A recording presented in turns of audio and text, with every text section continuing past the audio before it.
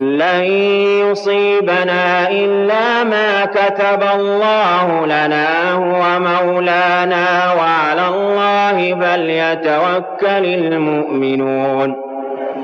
قل هل تربصون بنا إلا إحدى الحسنيين ونحن نتربص بكم أن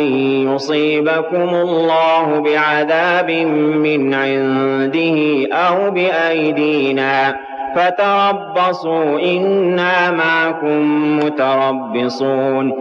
قل أنفقوا طوعا أو كرها لن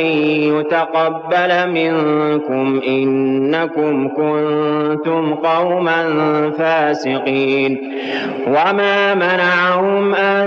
تقبل منهم نفقاتهم إلا أنهم كفروا بالله وبرسوله ولا